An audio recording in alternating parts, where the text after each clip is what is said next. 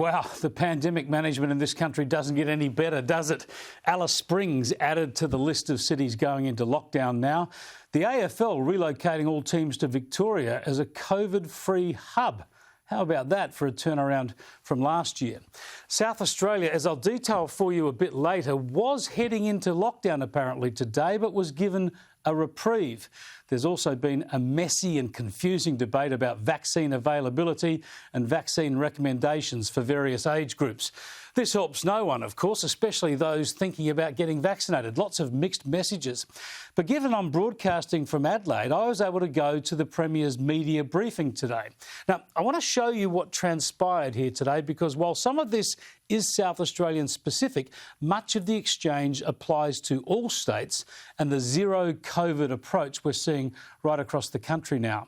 As you know, the state of South Australia imposed new restrictions yesterday based on zero infections at the time, zero.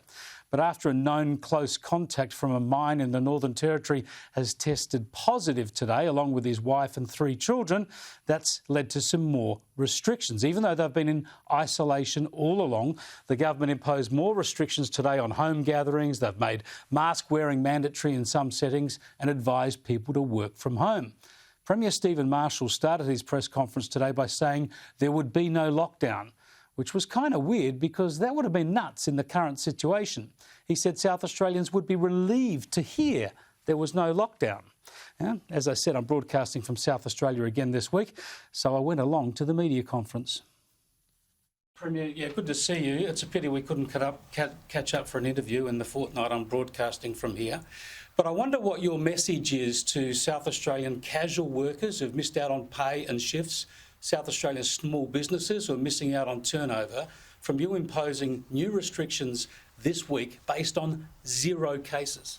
Well, I don't know whether you've been listening, but it isn't zero cases. We've got new cases that we're reporting today, and one of the things that we've got to do. Because I said you brought these measures in, these restrictions in, based on zero cases, and you effectively still have zero community transmission cases because those ones you've announced today, those 5 people, were already in isolation. Well, as I said, we did have cases when we put the new restrictions into place, and as we messaged at the press conferences earlier, you can't tell. Because of the incubation period, you can't tell. So you've got to be in front of it. If you wait till you find a positive case, it can be too late. And we've seen this repeated around the country, around the world. You have a massive wave and then you go into lockdown. And South Australia's done extraordinarily well. We still have the lowest level restrictions in the entire country. We have more people employed in South Australia now than prior to COVID, and that's because we have stayed in front of this disease. But Premier, the last time you went into lockdown, there were no cases of transmission outside those who were already isolated, already identified. So the lockdown was superfluous. You even admitted that with the whole pizza box shambles and shortened the lockdown. We know that both of the Perth lockdowns so far this year, likewise, the lockdown was superfluous. The data shows the same for the Valentine's weekend lockdown in Melbourne and one of the lockdowns in Brisbane. And yet now you're telling South Australians they should be grateful, relieved you're not going into lockdown now with zero community transmission in this state. I think I've answered that question. Premier, you mentioned that South Australians would be relieved they're not going into lockdown today. What is the threshold that you and your team have set for lockdown? Are you suggesting that if there is any community transmission of the virus now, the whole state or the whole city would go into lockdown? No, I mean, we go through this in all of our press conferences, but we can go through it again for you. But it really does depend on the individual situation. So if you have one person, you've got them very early, it's quite possible that there's no need for any further restrictions to be put in place. If you've got one person who has been to 25 sites, 35, 55 sites while they've been infectious, well, it's a completely different situation. So I know that, well, as I'm saying, we just consider these things on an individual basis based upon the risk and the information that we have at the time. What we know about the Delta variant is that it can move extraordinarily quickly. We know that the transmissibility of this variant is extraordinarily high. And so its health impact is lower even than the first coronavirus 19 infections. So I'm just wondering, based on that, whether you ought to be, and other leaders around the country ought to be more upfront about the health impact of infections. For instance, you mentioned 5 infections today. Are any of those people showing symptoms, suffering illness, requiring medical attention? Well, as I said, some of them have already developed symptoms. But look, 10,000 people are losing their lives around the world every single day. We're not taking chances in South Australia. We've done well in South Australia because we've worked in partnership with the people of our state who don't want lockdowns. Gladys Berejiklian has said that we can't put heavy restrictions and lockdowns behind us until 80% of the population is vaccinated. Now, no country has reached 80% yet, even on first jabs. What is the threshold that you would set before you can end this series of continual threats of lockdowns and burdensome restrictions? Well, that's an issue which we're considering at National Cabinet, and of course we always seek the expert advice. We're currently seeking the expert advice from a range of matters from the AHPPC. We also take advice from the TGA, ATAGI, as we take them from economic agencies as well. The National Cabinet is the best level of government, I think, to be making those types of decisions. Would you like to offer the people of South Australia and more broadly around the country watching premiers day in and day out at the moment, would you like to offer them some reassurance and share with them the facts about the very low number of people who are developing severe illness from coronavirus in this country and going to critical care beds, the enormous amount of health capacity we have, and critically the fact that all those who are vulnerable, the elderly, have had the opportunity to be vaccinated, at least one jab. So we're in a very, very good place in this country and we shouldn't be rushing to lock down. Yeah, look, the reality is we are in a very enviable position here in South Australia, more broadly around Australia, but we can't be complacent with this disease. We see the consequences of other jurisdictions who are really experiencing terrible catastrophic situations around the world. We do have a good health system in Australia. We've got a good vaccination program which is running out. We've got good QR codes around the country, and of course we have a population which is getting itself tested. Yeah, there's now just one person in a critical care bed because of coronavirus in this country as we speak. Now, a couple of postscripts to that exchange. I had to leave while the presser was still going on a little later, and I went over to say goodbye to the Premier, who I've known since before he went into Parliament. And I went to shake his hand and he said, "I'm not shaking hands with you. We're in a global pandemic." Zero community transmission in South Australia, hey? You can never be too fearful. But this bit is a bit more interesting. My sources in South Australia, yes, this was my home state. I lived here and worked here for 40 years.